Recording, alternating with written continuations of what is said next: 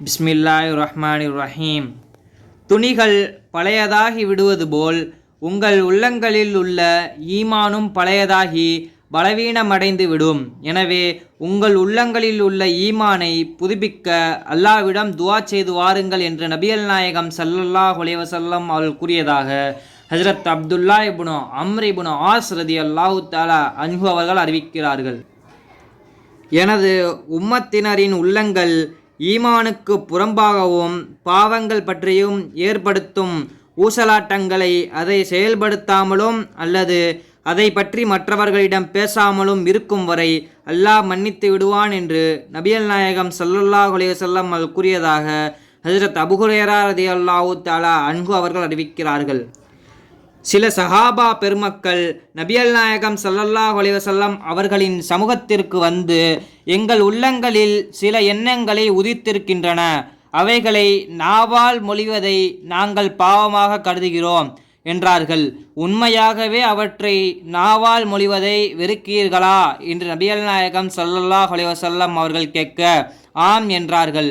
இதுதான் வெளிப்படையான ஈமான் என்று நபிகள் நாயகம் ஸல்லல்லாஹு அலைஹி வஸல்லம் அவர்கள் கூறினார்கள் என ஹஜ்ரத் அபூ ஹுரைரா ரலியல்லாஹு தஆலா அன்ஹு அவர்கள் அறிவிக்கிறார்கள். தெளிவுரை: இந்த ஊசலாட்டங்களை நம்புவது ஒரு புறம் இருக்க, அவைகளை நாவால் மொழிவதை பாவமாக கருதுகிறீர்கள். அவ்வாறு பாவமாக கருதுவதே நிறைவான ஈமானின் அடையாளமாகும். மரணம், வியாதி போன்ற காரணத்தால் உங்களுக்கு லா இலாஹ இல்லல்லாஹ்வின் சாட்சியத்திற்கும் இடையில் தடை ஏற்படும் முன் நீங்கள் அதை அதிகமாக கூறிக்கொள்ளுங்கள் என்று நபிகள் நாயகம் ஸல்லல்லாஹு அலைஹி வஸல்லம் அவர்கள் கூறியதாக ஹஜ்ரத் அபூ ஹுரைரா ரலியல்லாஹு தஆலா அன்ஹு அவர்கள் அறிவிக்கிறார்கள்.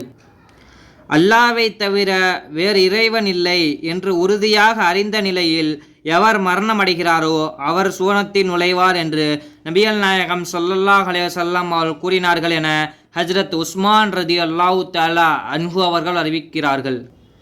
நிச்சயமாக நானே அல்லாஹ், என்னை தவிர வணக்கத்துக்குரியவன் யாரும் இல்லை. எவர் எனது ஏகத்துவத்தை ஏற்றுக்கொண்டாரோ அவர் எனது கோட்டையில் நுழைந்து விட்டார். எவர் எனது கோட்டையில் நுழைந்து விட்டாரோ அவர் எனது வேதனையிலிருந்து பாதுகாப்பு பெற்றுவிட்டார் என்று அல்லாஹ் கூறுவதாக நபிகள் நாயகம் ஸல்லல்லாஹு அலைஹி வஸல்லம் அவர்கள் அருளினார்கள் என்று ஹஜ்ரத் அலி ரலியல்லாஹு தஆலா அன்ஹு அவர்கள் அறிவிக்கிறார்கள். அல்லாஹ்வை தவிர வணக்கத்துக்குரியவன் யாரும் இல்லை. நான் அல்லாஹ்வின் தூதராக இருக்கிறேன். என் சாட்சியத்துடன் அதன் மீது முழு நம்பிக்கை கொண்டவராக எந்த அடியார் கியாமத் நாளில் அல்லாஹ்வை சந்திக்கிறாரோ அவரை இக்கலிமா நிச்சயம் நரகத்தை விட்டு தடுக்கும் என்று நபிகள் நாயகம் ஸல்லல்லாஹு அலைஹி வஸல்லம் அவர்கள் கூறினார்கள் என ஹஜ்ரத் அபூ அம்ரா அன்சாரி ரலியல்லாஹு தஆலா அன்ஹு அவர்கள் அறிவிக்கிறார்கள். அல்லாஹ்வின் ஏகத்துவம், நபிகள் நாயகம் ஸல்லல்லாஹு அலைஹி வஸல்லம் அவர்களின் நபித்துவம் ஆகிய இவ்விரு சாட்சியங்களின் மீது உறுதி கொண்டவராக எந்த அடியார் கியாமத் நாளில் அல்லாஹ்வை சந்திக்கிறாரோ அவர் சுவனத்தில் நுழைந்து விடுபவராவார். அவரது அமல்களின் ஏட்டில் பாவங்கள் எவ்வளவு இருந்தாலும் சரியே என்று மற்றொரு அறிவிப்பில் வந்துள்ளது. தெளிவுரை: எவர் கலிமா ஷஹாதத்தை, அதாவது அல்லாஹ்வின் ஏகத்துவம் மற்றும் ரசூலுல்லாஹி ஸல்லல்லாஹு அலைஹி வஸல்லம் அவர்களின் நபித்துவத்தை ஏற்றுக்கொண்ட நிலையில் அல்லாஹ்வை சந்திப்பாரோ அவரது பட்டோலையில் பாவங்கள் இருந்தாலும் அல்லாஹ் தனது பேரருளால் அவற்றை மன்னித்து உடனடியாகவோ அல்லது பாவங்களுக்கு தக்க தண்டனை கொடுத்து அதன் பின்னரோ நிச்சயம் அவரை சுவனத்தில் நுழைய வைப்பான் என்று இந்த ஹதீஸ் மற்றும் இதுபோன் ஹதீஸ்களுக்கு மற்ற ஹதீஸ்களின் ஒளியில் விரிவுரையாளர்கள் விளக்கம் கூறுகிறார்கள். வணக்கத்துக்குரியவன் அல்லாஹ்வை தவிர வேற யாரும் இல்லை என்று நான் முஹம்மது ஸல்லல்லாஹு அலைஹி வஸல்லம் அவர்கள் அல்லாஹ்வின் தூதர் என்றும் சாட்சி சொன்ன ஒருவர் நரகில் நுழையவும் மாட்டார், நரக நெருப்பு அவரை புசிக்கவும் செய்யாது என்று நபிகள் நாயகம் ஸல்லல்லாஹு அலைஹி வஸல்லம் அவர்கள் கூறியதாக ஹஜ்ரத் இத்பான் இப்னு மாலிக் ரலியல்லாஹு தஆலா அன்ஹு அவர்கள் அறிவிக்கிறார்கள். அல்லாஹ்வை தவிர வேறு இறைவன் இல்லை என்றும் நான் முஹம்மது ஸல்லல்லாஹு அலைஹி வஸல்லம் அவர்கள் அல்லாஹ்வின் தூதர் என்றும் எவர் சாட்சி கூறி அவரது நாவும் இந்த கலிமா தய்யிபாவில் திளைத்து அவரது உள்ளமும் இந்த கலிமாவால் நிம்மதி அடைகிறதோ அவரை நரக நெருப்பு தீண்டாது என்று நபிகள் நாயகம் ஸல்லல்லாஹு அலைஹி வஸல்லம் அவர்கள் சொன்னார்கள் என்று தம் தந்தை வாயிலாக ஹஜ்ரத் அபூ கதாதா ரலியல்லாஹு தஆலா அன்ஹு அவர்கள் அறிவிக்கிறார்கள். எம்மனிதர் மன தூய்மையுடன் லா இலாஹ இல்லல்லாஹ் கூறுகிறாரோ அவர்தான் எனது சிபாரிசை கொண்டு நற்பாக்கியம் பெற்றவர் என்று ரசூலுல்லாஹி ஸல்லல்லாஹு அலைஹி வஸல்லம் அவர்கள் அருளியதாக ஹஜ்ரத் அபூ ஹுரைரா ரலியல்லாஹு தஆலா அன்ஹு அவர்கள் அறிவிக்கிறார்கள்.